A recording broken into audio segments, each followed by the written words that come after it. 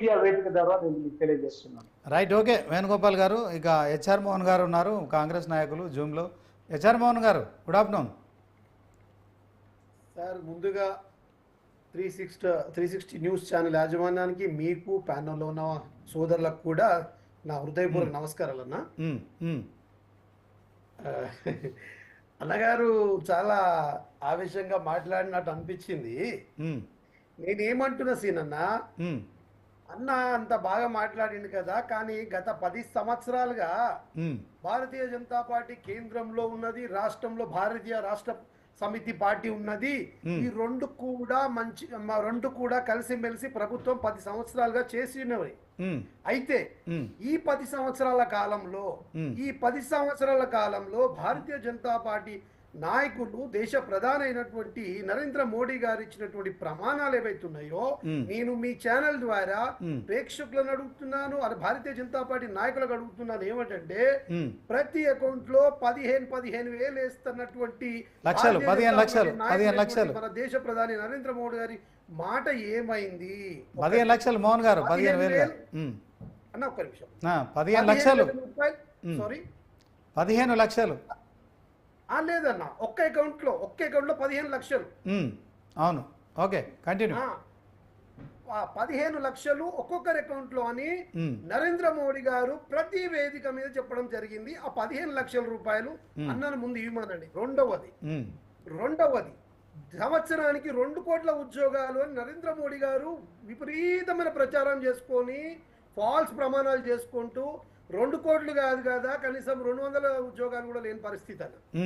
మూడవదన 2014లో Bharatiya Janata party అధికారంలో వచ్చినప్పుడు Congress party 2010 విభజన, తెలంగాణ ఆంధ్ర విభజించినప్పుడు కాంగ్రెస్ పార్టీ అన్ని చట్టాలు కల్పించి విభజన హామీలు చట్టంలో పొందుపరిస్తే ఒక్క విభజన హామీ కూడా ఇంతవరకు ఇయ్యలేని పరిస్థితులు ఉంది భారతీయ జనతా పార్టీ అని.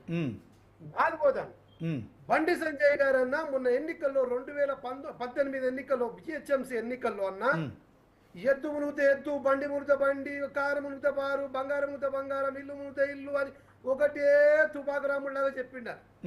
మరి 10 రూపాయలన ఈ జిహెచ్ఎంసీ పరిధిలో ఉన్నటువంటి నా హైదరాబాద్ ప్రజలకు, నా హైదరాబాద్ సోదరులకు ఇచ్చినారా? ఇస్తే ఎంత ఇచ్చినారు? 4.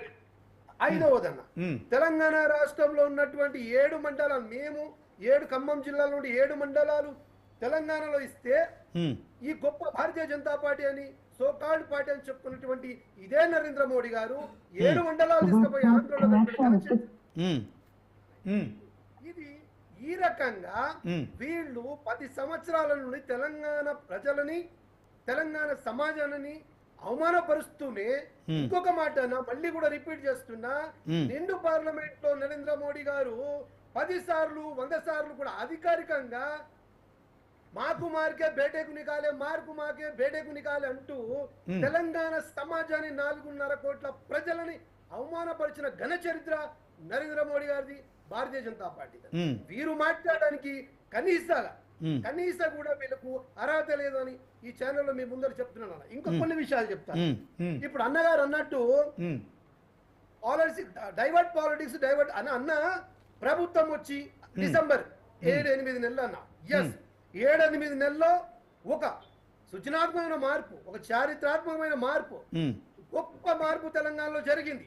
10 సంవత్సరాల కాలంలో జరగలేనటువంటి మార్పు ఈ 8 నెలల్లో జరిగింది. అది గ్రహించాలన్న, మంచిని గ్రహించాలన్న. రాజకీయాలు ఉంటాయి పోతాయి, అంశం మీద రాజకీయాలు చేయకూడదు. మంచి దాన్ని మంచి అనాలి, చెడు దాన్ని చెడు అనాలి.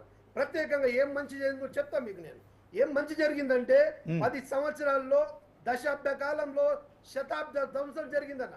దాన్ని సమకూర్చే ప్రయత్నంలో ఇక్కడ ప్రజాస్వామ్య పాలన, ప్రజాపాలన ఇవ్వాలన్న ఉద్దేశంతో ఎక్కడైతే ఈయన కేసీఆర్ గారు త్వరలో గడి కట్టుకొని ప్రజాపాలన కాకుండా ఒక ఫాసిజం పాలన నడుస్తున్న సమయంలో ఆయన రాజీనామా చేసినప్పుడు కాంగ్రెస్ పార్టీ ప్రభుత్వం రాగానే